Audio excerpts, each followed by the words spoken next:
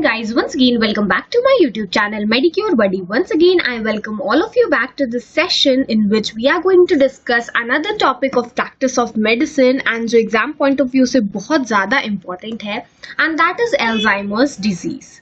Okay, first of all हम इसकी definition देख लेते हैं.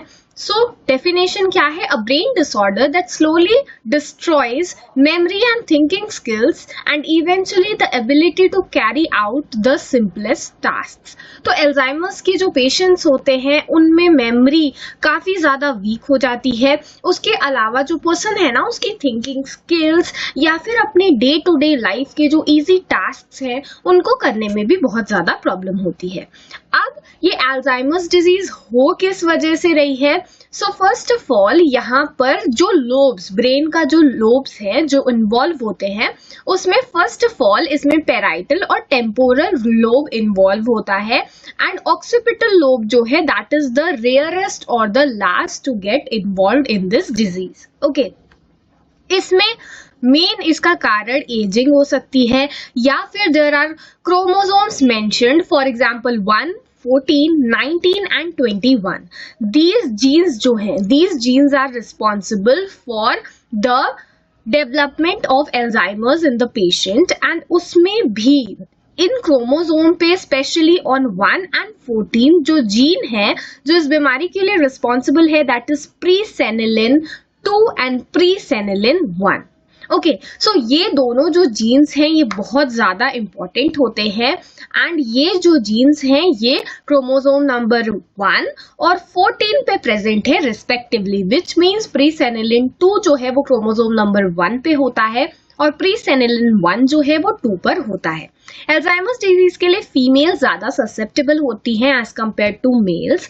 Now moving on and discussing the pathophysiology. इसमें मेन मैटर हो क्या रहा है? पर्सन जो है ना उसमें एसिटाइल कोलिन की कमी हो जाती है.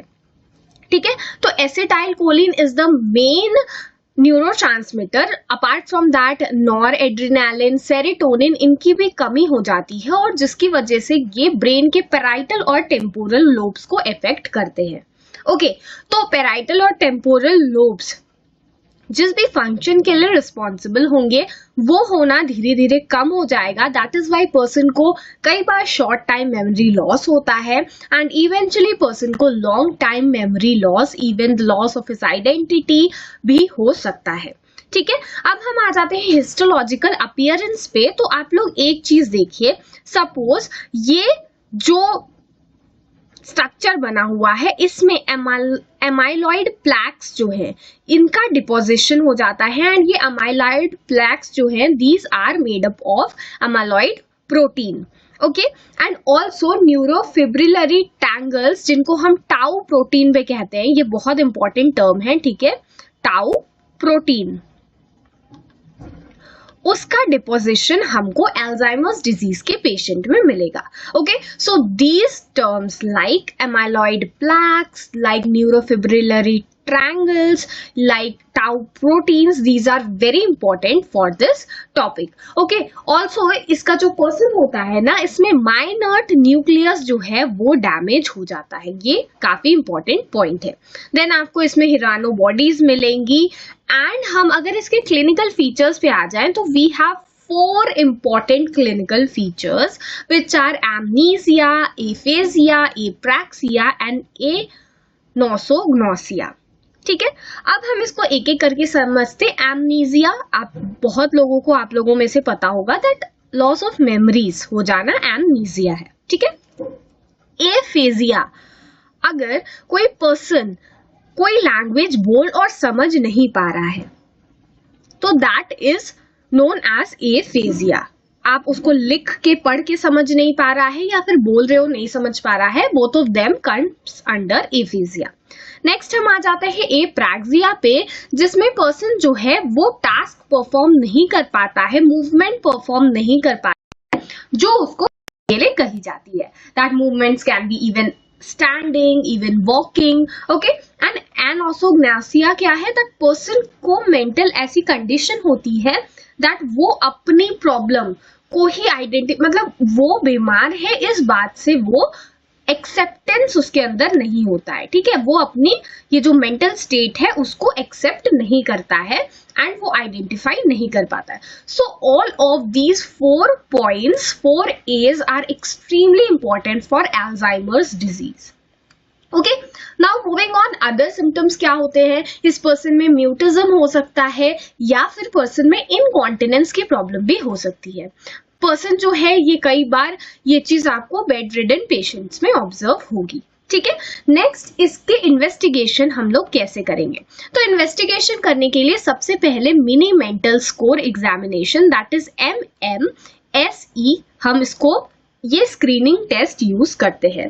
ओके, एंड मूविंग ऑन, अगर इसमें 24 स्कोर है देन ये पर्सन डिमेंशिया की कैटेगरी में आ जाता है एंड फर्दर उससे भी ज्यादा जो डिग्रेडेड स्टेट्स हैं वो चीज मेंशन की गई है. ठीक है, तो 30 से जितना ज्यादा स्कोर है, ज्यादा आई मीन 30 के जितना क्लोज है स्कोर, पर्सन की जो कंडीशन है वो उतनी ज्यादा बेटर रहती है. नेक्स्ट हम आ जाते हैं MRI पे. तो हम पर्सन में MRI करवाएंगे ना, तो क्योंकि पर्सन में एसिटाइल कोलिन की कमी हो जाती है and parietal and temporal lobes affected होते हैं, तो इसके जो ब्रेन है इसमें आपको पता है दैट ब्रेन में सल्सस और गायराई प्रेजेंट होते हैं. तो इनमें इनके ब्रेन में क्या हो जाता है, वो जो गायराई और सल्काई प्रेजेंट होते हैं वो आपको नहीं दिखेंगे. बेसिकली इसमें जो सेरिब्रम है ना, सेरिबेलम, उसकी एट्रॉफी हमें ऑब्जर्व होगी. ठीक है, तो सेरिबेरल एट्रॉफी के साथ साथ हमें जो वेंट्रिकल्स हैं उसका एनलार्जमेंट भी मिलता है.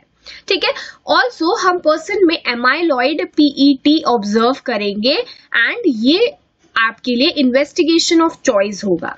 Okay, so you can go also for amyloid PET.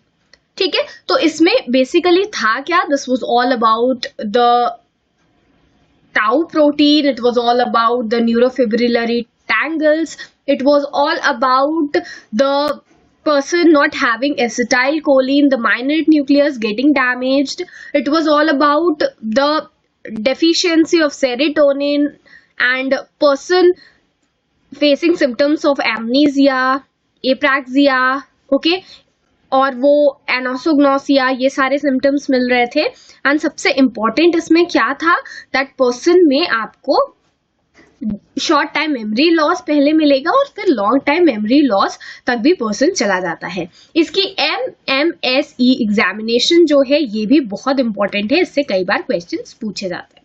ठीक है, so friends, that's it about today's session in which we have discussed Alzheimer's disease. I have covered all of the important points of this topic and I'm sure आपको ये video बहुत ज़्यादा पसंद आया होगा. अगर ये वीडियो आपके लिए यूजफुल था तो इस वीडियो को लाइक कीजिए, अपने फ्रेंड्स और बैचमेट्स के साथ शेयर कीजिए एंड मिलते हैं नेक्स्ट वीडियो में. Till than happy learning.